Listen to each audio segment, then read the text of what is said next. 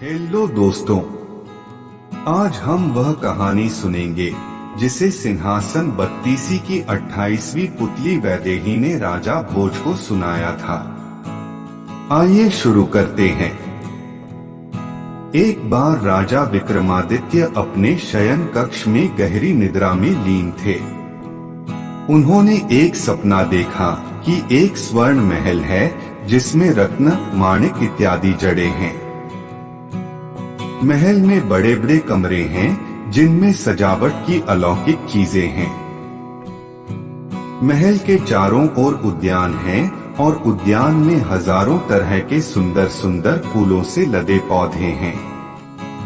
स्वच्छ और शीतल हवा बह रही है और महल से कुछ दूरी पर एक योगी साधनारत है। योगी का चेहरा गौर से देखने पर विक्रम को वह अपना हमशक्ल मालूम पड़ा। यह सब देखते देखते ही विक्रम की आंखें खुल गईं। वे समझ गए कि उन्होंने कोई अच्छा सपना देखा है। जगने के बाद भी सपने में दिखी हर चीज उन्हें स्पष्ट याद थी। उन्हें अपने सपने का मतलब समझ में नहीं आया। सारा दृश्य अलौकिक अवश्य था, मगर मन की उपज नहीं माना जा सकता था। राजा ने बहुत सोचा पर उन्हें याद नहीं आया कि कभी अपने जीवन में उन्होंने ऐसा कोई महल देखा हो, चाहे इस तरह के किसी महल की कल्पना की हो। उन्होंने पंडितों और ज्योतिषियों से अपने सपने की चर्चा की और उन्हें इसकी व्याख्या करने को कहा। सारे विद्वान और पंडित इस नतीजे पर पहुँचे कि महाराजाधिराज ने सपने में स्वर्ग का दर्शन किया है तथा सपने का अलौकिक महल स्वर्ग के राजा इंद्र का महल है। देवता शायद उन्हें वह महल दिखाकर उन्हें सशरीर स्वर्ग आने का निमंत्रण दे चुके हैं। विक्रम यह सुनकर बड़े आश्चर्य में पड़ गए। उन्होंने कभी भी न सोचा था कि उन्हें स्वर्ग आने का इस तरह निमंत्रण मिलेगा। वे पंडितों से पूछने लगे कि स्वर्ग जाने का कौन सा मार्ग होगा तथा स्वर्ग यात्रा के लिए क्या क्या आवश्यकता हो सकती है। काफी मंथन के बाद सारे विद्वानों ने उन्हें वह दिशा बताई जिधर से स्वर्गारोहण हो सकता था तथा उन्हें बतलाया कि कोई पुण्यात्मा जो सतत भगवान का स्मरण करता है तथा धर्म के पथ से विचलित नहीं होता है, वही स्वर्ग जाने का अधिकारी है। राजा ने कहा कि राजपाट चलाने के लिए जानबूझकर नहीं तो भूल से ही अवश्य कोई धर्म विरुद्ध आचरण उनसे हुआ होगा। इसके अलावा कभी कभी राज्य की समस्या में इतने उलझ जाते हैं कि उन्हें भगवान का स्मरण नहीं रहता है। इस पर सभी ने एक स्वर से कहा कि यदि वे इस योग्य नहीं होते तो उन्हें स्वर्ग का दर्शन ही नहीं हुआ होता। सबकी सलाह पर उन्होंने राजपुरोहित को अपने साथ लिया और स्वर्ग की यात्रा पर निकल पड़े। पंडितों के कथन अनुसार उन्हें यात्रा के दौरान 2 पुण्यकर्म भी करने थे। यह यात्रा लंबी और कठिन थी। विक्रम ने अपना राजसी भेष त्याग दिया था और अत्यंत साधारण कपड़ों में यात्रा कर रहे थे। रास्ते में एक नगर में रात में विश्राम के लिए रुक गए। जहां रुके थे वहां उन्हें एक बूढ़ी औरत रोती हुई मिली। उसके माथे पर चिंता की लकीरें उभरी हुई थीं तथा गला रोते रोते रुंधा जा रहा था। विक्रम ने द्रवित होकर उससे उसकी चिंता का कारण पूछा तो उसने बताया कि उसका एकमात्र जवान बेटा सुबह ही जंगल गया, लेकिन अभी तक नहीं लौटा है। विक्रम ने जानना चाहा कि वह जंगल किस प्रयोजन से गया। बूढ़ी औरत ने बताया कि उसका बेटा रोज सुबह जंगल से सूखी लकड़ियां लाने जाता है और लकड़ियां लाकर नगर में बेचता है। लकड़ियां बेचकर जो पैसा मिलता है उसी से उनका गुजारा होता है। विक्रम ने कहा कि अब तक वह नहीं आया है तो आ जाएगा। बूढ़ी औरत ने कहा कि जंगल बहुत घना है और नरभक्षी जानवरों से भरा पड़ा है। उसे शंका है कि कहीं किसी हिंसक जानवर ने उसे अपना ग्रास न बना लिया है। उसने यह भी बताया कि शाम से वह बहुत सारे लोगों से विनती कर चुकी है कि उसके बेटे का पता लगाएं, लेकिन कोई भी जंगल जाने को तैयार नहीं हुआ। उसने अपनी विवशता दिखाई कि वह बूढ़ी और निर्बल है, इसलिए खुद जाकर पता नहीं कर सकती है। विक्रम ने उसे आश्वासन दिया कि वे जाकर उसे ढूंढेंगे। उन्होंने विश्राम का विचार त्याग दिया और तुरंत जंगल की ओर चल पड़े।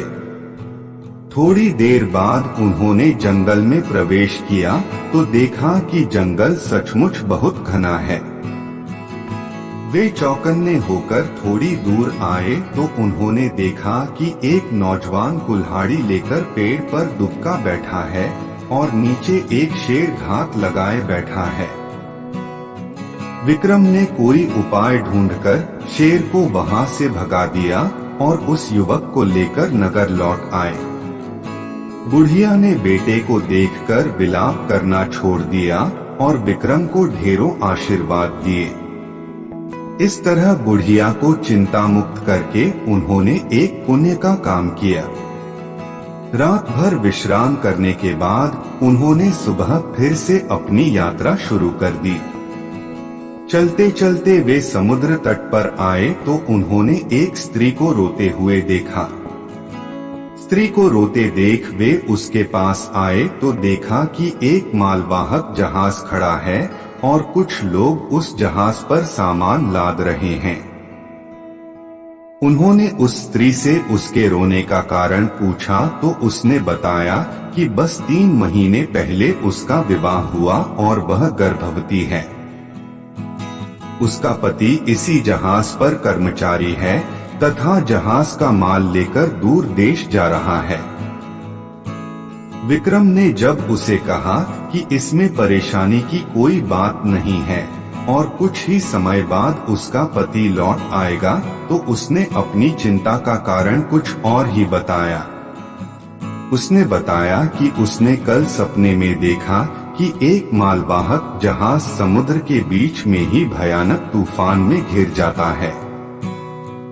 तूफान इतना तेज है कि जहाज के टुकड़े टुकड़े हो जाते हैं और उस पर सारे सवार समुद्र में डूब जाते हैं।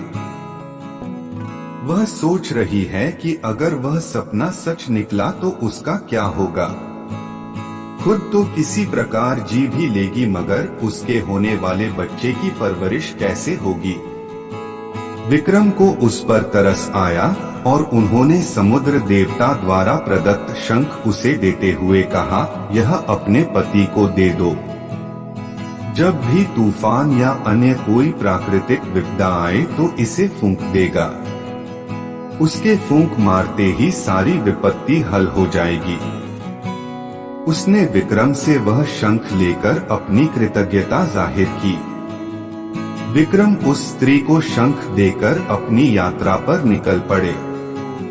कुछ दूर चलने के बाद उन्हें एक स्थान पर रुकना पड़ा। आकाश में काली घटाएं छा गई थीं। बिजलियां चमकने लगी थीं। बादल के गर्जन से समूचा वातावरण हिलता प्रतीत होता था।